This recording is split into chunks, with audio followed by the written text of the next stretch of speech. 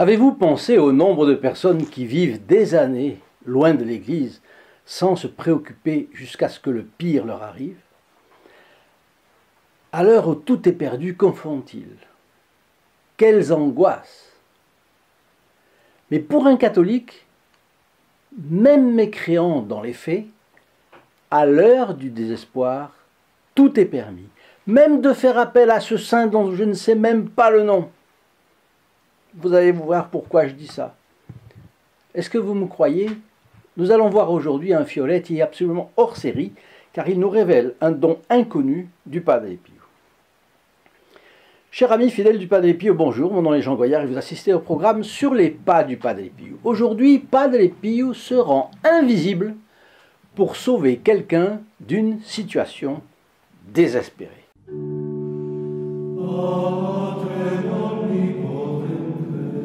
Vous arrivez sur cette chaîne pour la première fois, ou une première fois, eh bien j'ai un cadeau de bienvenue pour vous.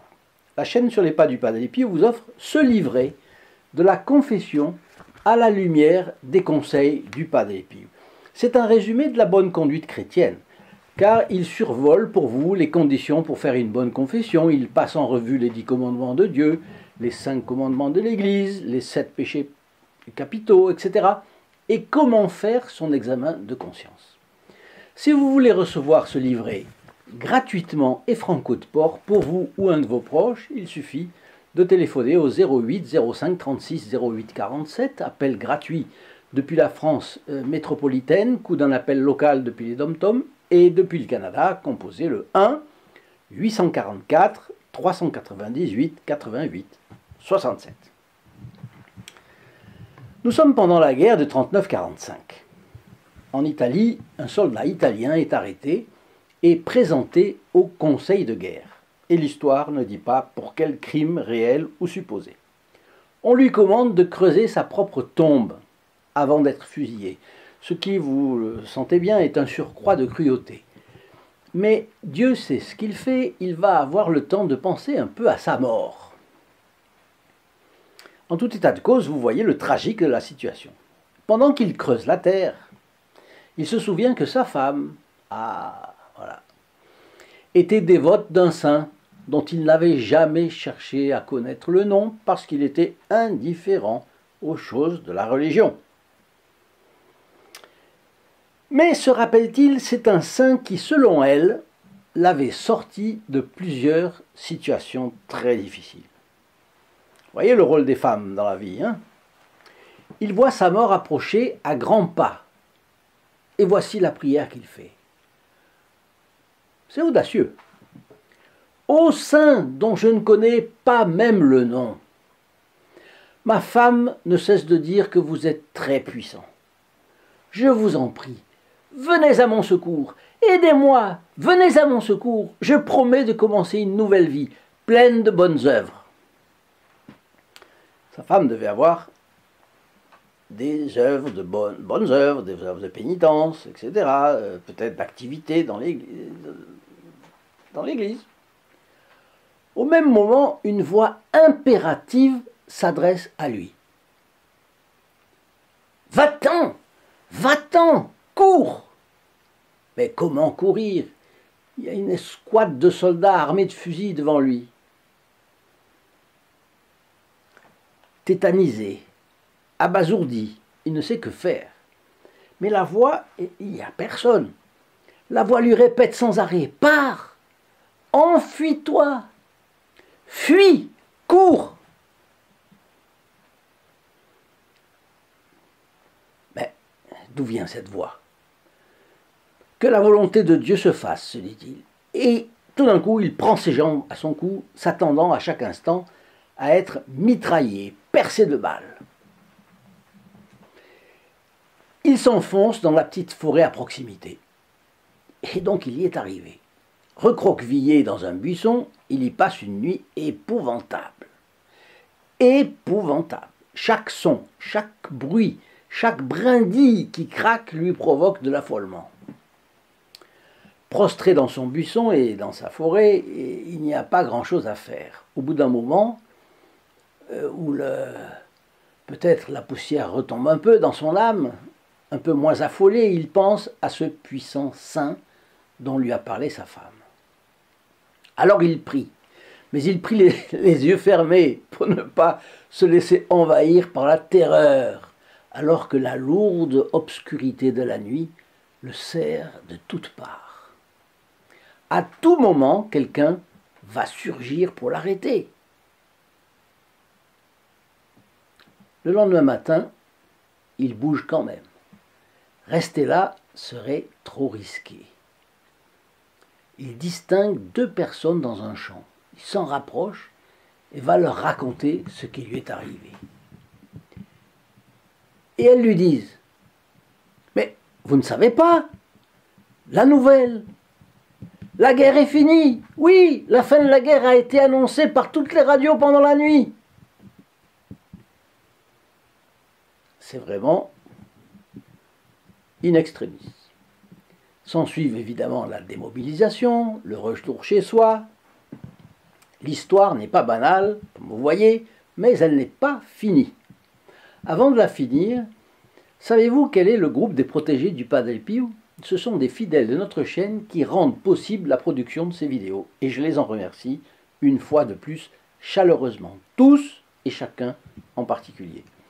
Pour mieux les connaître, je vous invite à cliquer sur le lien affiché sous la vidéo, ici, dans la description, www.st-padre-pio.fr, et à vous laisser guider. Vous y verrez l'apostolat qu'ils réalisent et les bénéfices spirituels qu'ils reçoivent. Et vous pouvez aussi composer un des numéros de téléphone affichés sur l'écran. Notre secrétariat vous répondra, et si la ligne est occupée, renouvelez votre appel. Alors notre ami arrive, soldat, passé en conseil de guerre, presque fusillé, presque enterré par soi-même. Il arrive à la maison. Il cherche à savoir qui est ce saint si puissant dont lui a parlé sa femme. Celle-ci le lui raconte. Et vous imaginez dans quel état d'esprit elle est. Elle retrouve son mari, mais un mari changé. L'aventure l'aurait-elle rendu religieux ? Est-ce que ça va durer? Quelle n'ont pas dû être sa satisfaction en tout cas et sa gratitude envers la Providence. Bref, son mari apprend qu'il s'agit du Padre Pio qui vit à San Giovanni Rotondo, dans son pays, l'Italie, et sa curiosité en est piquée au plus haut point. Dès qu'il en a l'occasion, le mari et sa femme se rendent à San Giovanni Rotondo. Et là, stupéfaction. Quand il voit le Padre Pio, voici les mots qu'il entend de sa bouche. N'oublie pas de remercier Dieu pour le reste de ta vie et accomplis ta promesse, vivre une vie pleine de bonnes œuvres. Dieu a permis que je me fasse invisible pour te secourir. Sinon, il n'y avait pas d'issue pour toi.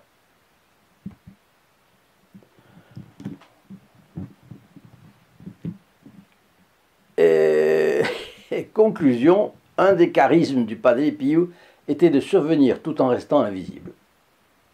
Ça, c'est un des dons du Padre Pio que l'on découvre dans cette histoire. Une autre chose, c'est que quand j'étais petit, je me rappelle d'un feuilleton, L'homme invisible. Ça fait rêver les enfants, un homme qui était invisible. Mais il fallait qu'il se mette des bandelettes pour qu'on puisse se rendre compte qu'effectivement, il y avait un bonhomme là. Eh bien, cette histoire du Padre Pio est 1000 fois plus intéressante que l'histoire de toutes les histoires qu'on peut faire en film. C'est une deuxième conclusion que je tire. Mais il y a une troisième conclusion encore bien plus importante que l'autre. Quelle que soit la tragédie dans laquelle demain nous puissions nous trouver, même si nous avons eu la disgrâce de tomber dans le péché, et hélas, ça peut arriver à tous, le péché mortel, sachons recourir à la bienheureuse Vierge, notre avocate en toutes circonstances. Elle a une solution pour tout. Et n'oublions pas de recourir au bon Padre Pio, si puissant sur le cœur sapiential et immaculé de Marie. J'ai une prière que je vous laisse. Prière d'abandon à Dieu. Vous la connaissez peut-être, elle est très connue chez les jésuites. c'est un jésuite qui l'a écrite et elle a été reprise, je l'ai connue depuis mon collège de jésuites ou presque.